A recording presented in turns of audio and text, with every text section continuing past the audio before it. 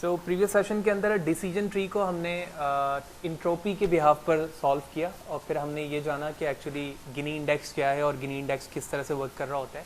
तो इस वक्त जिस कोड पर मैं मौजूद हूँ, इस कोड के अंदर हम इंट्रोपी बेस डिसीजन ट्री को क्या कर रहे हैं, प्लॉट कर रहे हैं।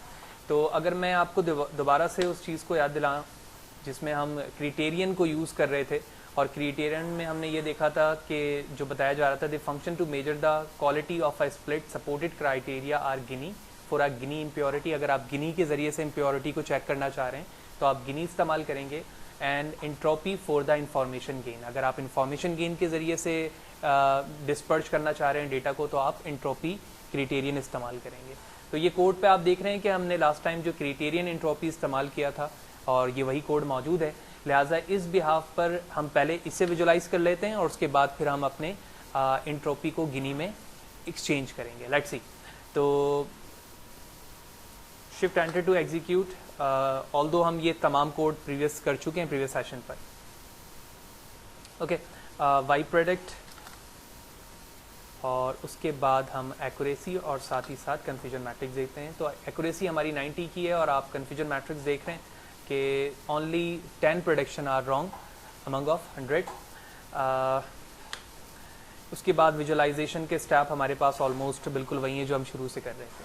लिहाजा मैं अपने कर्नल को रीस्टार्ट करता हूँ और रीस्टार्ट करने के बाद हम अपने सिर्फ और सिर्फ क्राइटेरियन को चेंज करेंगे और इस इंट्रोपी की जगह मैं लिखूंगा गिनी। ठीक है, क्योंकि हम डेफिनेशन पैरामीटर पे देख चुके हैं ये काम। उसके बाद हम तमाम कोड को दोबारा से एग्जीक्यूट करते हैं and let's see. Shift enter to execute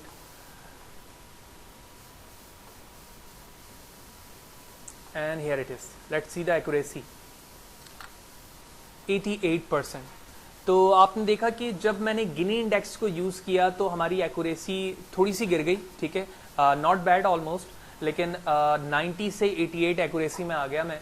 और जो रॉन्ग प्रेडिक्शन की क्वांटिटी थी वो 10 से कितनी हो चुकी है, 12 हो चुकी। तो क्या थ्योरी थी उसकी बिहाइंड पर हम प्रीवियस सेशन पर जान चुके हैं। ठीक है, कि गिनी इंडेक्स पर किस तरह से एट्रीब्यूट को देखा जाता है और उसकी प्रेडिक्शन की जाती है, वो तमाम चीज़ों को हमने देखा। और कोड में जो चेंजेस करने की ज़रूरत थी वो सिर्फ और सिर्फ हमें क्या करना था, इंट्रोपी की जगह गिनी एक्सचेंज करना था ताकि हम अपने एट्रीब्यूट्स पे इम्प्योरिटी को जान सकें कि इम्प्योरिटी क्या है, और उसी इम्प्योरिटी के बिहाफ पर आगे डिस्पर्जन हुई और हमारा ट्री क्रिएट हुआ।